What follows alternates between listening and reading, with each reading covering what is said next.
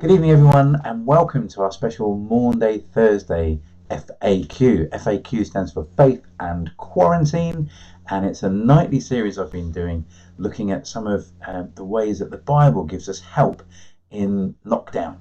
And because tonight is Maundy Thursday, we're going to do things slightly differently. We're still going to do what we normally do, but we're going to add a few extra bits in just for those that are joining us for this special Thursday edition. And while we're here, you should also know that tomorrow is Good Friday, which is an important day in the Christian calendar. Some would say one of the most important days in the Christian calendar. And if you want to join a service, there's bound to be one in a church near you that you can live stream into or go into a Zoom call. Or if you would like to join us, then at 11 o'clock on the Hadnam Baptist Church website, you can join our Good Friday service. And that's actually happening for churches right across the area that I live in, a place called Hadnam. And you can join in, and we'll have various contributions from different churches as we look together at the story of Good Friday. And it's got a good title tomorrow. It's called No Time to Die. If you're a Bond fan, you'll know that is the name of the latest James Bond film, which has been postponed until November. Well, we'll have a little play on that theme as we think about Good Friday. But today's Maundy Thursday, and you might not know the word Maundy Thursday, what it means. Well, apparently my Latin is so terrible, but it's a derivation of the word for command. And we're supposed to remember the command that Jesus gave his disciples on the night before he died. And that command is found in John chapter 13. And I'm going to read it to you. And it comes just after an event that often marks Maundy Thursday services, where you might see maybe someone like the Archbishop of Canterbury or the Pope wash someone's feet. Well, why do they do that? That's got to do with this little event that we're going to read about here. It's from John chapter 13 and verse 1. It was just before the Passover festival. Jesus knew that the time had come for him to leave this world and go to the Father. Having loved his own who were in the world, he now showed them the full extent of his love. This is setting up all the events of Jesus' death and resurrection. And the first starting point of Jesus showing his disciples the extent of his love was this. The evening meal was being served, and the devil had already prompted Judas Iscariot, son of Simon, to betray Jesus. Jesus knew that the Father had put all things under his power, and that he had come from God and was returning to God. So he got up from the meal, took off his outer clothing, and wrapped a towel around his waist. Just pause here. Jesus knows he is being sent from God the Father. He knows he has all authority in heaven and earth. And what does he do with that authority? How does he show everybody how powerful he is? Does he build a new building? Does he get a gold throne? Does he boast about how powerful or popular he is? No, Jesus gets up and dresses as a servant. And wrapped a towel around his waist. After that, he poured water into a basin and began to wash his disciples' feet, drying them with the towel that he had wrapped around him. He came to Simon Peter, who said to him, Lord, are you going to wash my feet? Jesus replied, you do not realize now what I am doing, but later you will understand. No, said Peter, you shall never wash my feet. Jesus answered, unless I wash you, you have no part with me. Then, Lord, Simon Peter replied, not just my feet, but my hands and my head as well. Jesus answered, a person who has had a bath needs only to wash his feet. His whole body is clean, and you are clean, though not every one of you. For he knew who was going to betray him, and that was why he said not everyone was clean. So this all-powerful Jesus, the one sent from God, recognizing all the authority he has, what does he do with it?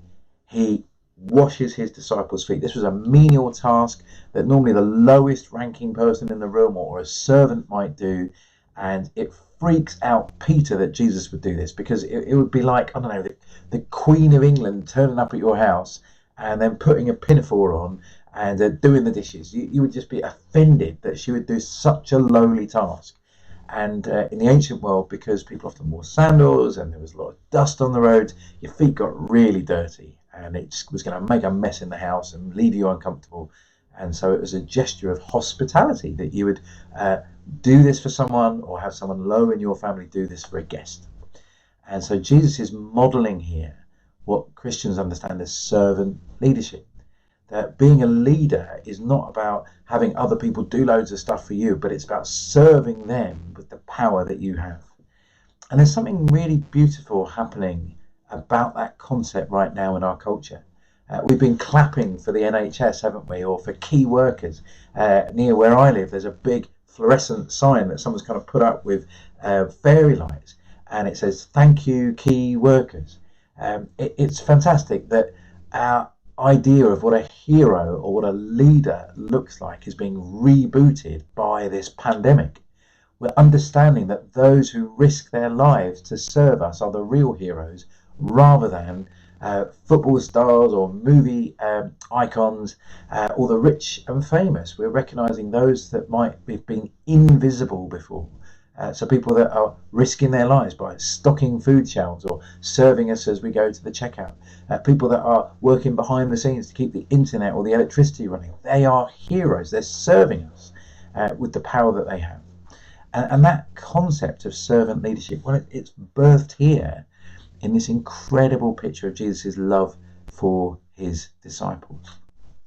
And this command that we get the name Maundy Thursday from comes from this moment, this love that Jesus is showing his disciples. Have a look at what he says.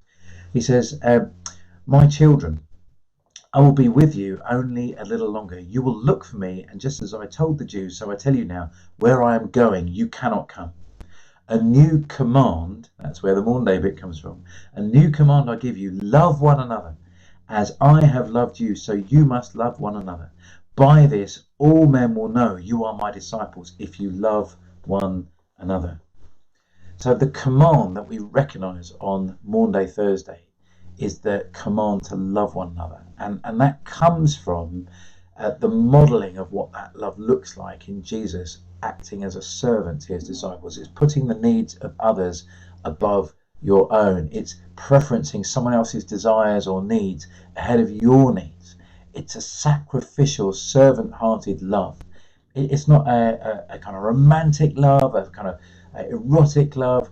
It's a brotherly love. It's an unconditional love that you would serve someone in that way.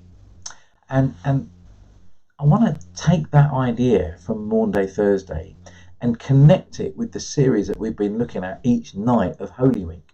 Each night of Holy Week, we've been looking at one of the last words that Jesus spoke from the cross. We remember when Jesus said, "Father, forgive them. They know not what they are doing." We looked at that on Monday. We looked at Jesus' adoption formula, how he said to his mother as he was dying on the cross, "Mother, receive your son." And he looked at his disciple John and "John, receive your mother." And Jesus was making sure that his own mother had her needs met for safety and security and provision, even though he was dying on the cross. And we learnt about what it means to be adopted into the family of God as Jesus performs an adoption from the cross. And last night we looked at Jesus' cry for refuge when he says, "Into your hands I commit my spirit." Jesus becomes an asylum seeker in the presence of God. Again, have a look at some of the back catalogue on YouTube if you want to follow up on those. But today, the last word from the cross I wanted to look at, and it ties really well with what we just read, is here in John chapter 19. I want to read this to you. "Later, knowing that everything had now been fulfilled, and so that scripture would be fulfilled, Jesus said, 'I am thirsty.' A jar of wine vinegar was there, so they soaked a sponge in it, put the sponge on a stalk of the hyssop plant, and lifted it to Jesus' lips. When he had received the drink, Jesus said, 'It is finished.' With that, he bowed his head and gave up his spirit." These are words right close to the death of Jesus on the cross, and each one has given us an insight into who Jesus was and what being a Christian is. And it's interesting, one of the last things that Jesus says is, "I am thirsty." It's a funny little thing to record. Why tell us about this? And for me, it's really interesting. Jesus is the one who has been serving others. He's the servant king. He'll wash his disciples' feet. He'll feed the 5,000. He'll bring wine to a wedding festival when they've run out of wine. He's always providing for others. And it's an incredible generosity. Jesus very, very rarely uses any of his power for his own needs. Think about Jesus in the desert. In the Gospels, it records that Jesus was in the desert for 40 days and 40 nights. And then you get this lovely understatement. At the end of that, he was hungry and thirsty. And he's tempted to turn stones into bread. But he won't do it. He won't use his power to serve his own needs, but he will use his power to serve other people. And so Jesus, on the cross, dying for the sins of the world, we know that he has the power to turn anything into anything, and yet he doesn't provide for his own need. In fact, he asks for something from the world. It's rare that Jesus asks for anything from anybody, but he asks for something. He says, I am thirsty. And people hear him, and because he's nailed to a cross, he can't move, he can't go and grab what he wants. Maybe he could have used supernatural power to create it, but he asks the world for a drink. And what does the world give him? It says we give him wine vinegar. That's not fine wine. That's not a Chardonnay or a Prosecco. That's not the posh stuff that's sitting in a wine cellar for hundreds of years. That's the cheap stuff. That's the cheap stuff that maybe Roman soldiers would have got plastered on. When I was growing up, my teenage boys used to try and bluff their way into a supermarket and order the cheapest beer they could or the cheapest cider they could in order to get drunk at the back of Sainsbury's. That's the kind of stuff that is being provided for Jesus as he dies for the sins of the world. Wine, vinegar. And it's insulting, isn't it? How come we didn't recognise who he was? You know, if the Queen came to your house and you offered her, I don't know, some diet Sainsbury's cola, it's an insult that you treat someone so dignified so badly. And in one sense, it's a symbol of how the world felt about Jesus and what was happening to him as he died on the cross. And you know, when I read about this as a young boy, I used to imagine myself getting into Doctor Who's TARDIS and going back in time and making sure that Jesus got the drink that he needed. I'd bring him whatever he wanted, the finest wine, the coolest, freshest water. I wouldn't give him the cheap stuff. And that idea has haunted me a little bit, because we always think if we were in their shoes, we would have done better. But actually, to be honest, most of us don't do better as we have opportunity to serve Jesus day by day. I wrote a book called God is Stranger, and it looks at the different ways that God turns up unannounced. What happens when God turns up incognito? How is he treated? And one of the key passages is Matthew chapter 25, and in verse 34 to 40 is one of the most powerful and challenging parables that Jesus spoke. And this is an excerpt from it. Then the king will say to those on his right, come, you who are blessed by my Father, take your inheritance, the kingdom prepared for you since the creation of the world. For I was hungry, and you gave me something to drink. I was thirsty, and you gave me something to drink. I was a stranger, and you invited me in. I needed clothes, and you clothed me. I was ill, and you looked after me. I was in prison, and you came to visit me.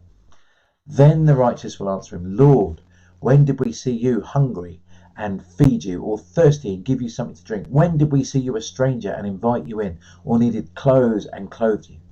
When did we see you ill or in prison and go to visit you?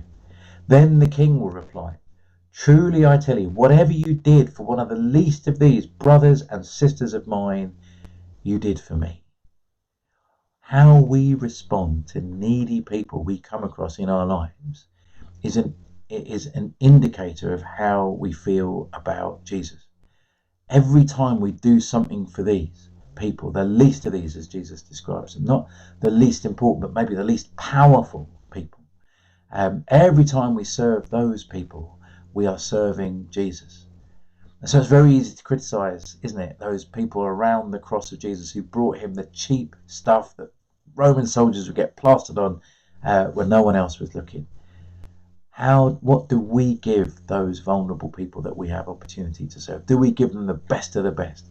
Do we give them all that we can afford? Do we offer them the most lavish and wonderful welcome?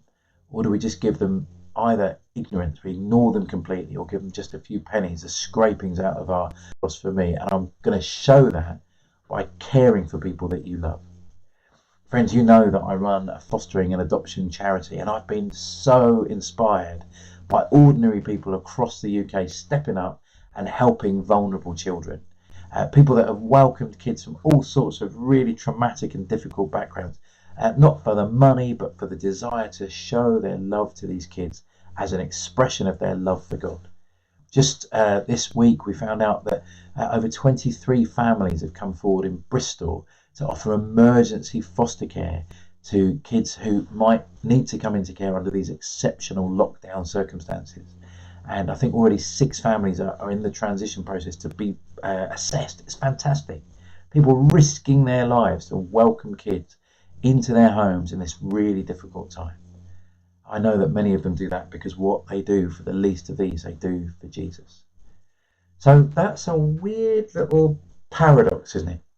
Jesus is the servant king. We remember him on Maundy Thursday, stripping down in order to serve his disciples and wash their feet. He was being so gracious and so loving, putting their needs ahead of his own. But when Jesus needs something, when he's dying on the cross for the sins of the world does not serve him well. It gives him the cheapest stuff, the rubbish stuff that they could, instead of honouring him. Friends, we must honour Jesus for all that he's done for us. We can never possibly pay him back. Jesus died on the cross for our sins so that we can be welcomed into the family of God. Nothing we can ever do can pay Jesus back. But when we serve those that he loves, we're showing our love and affection to him. And so I wonder what that looks like for you this Easter weekend. Are there people around you that you could serve? Maybe it's someone lonely that you can call. Maybe it's a neighbour that needs some groceries picking up. Maybe it's kind words that we need to share with those people that we're locked down with. Maybe it's being generous. Maybe you need to give to support a charity. Most charities go for a real challenge right now. Maybe you could support a charity in this difficult time. But whatever you do, do it because you love Jesus and want to show your kindness to him. Tomorrow is the last in our series of the last words of Jesus from the cross. And you've got 2 chances to engage with it. One is at 11 o'clock in the morning at the live streamed Good Friday service, and the other one is at 8 o'clock, which will be our usual FAQ.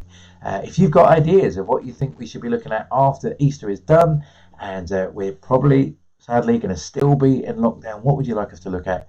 Or if you want to find out what else has been spoken about, I think we've done like 14 of these now, go visit my YouTube channel, little bits of inspiration to help and encourage you. Thank you so much for listening. God bless you wherever you are, and we'll see you soon.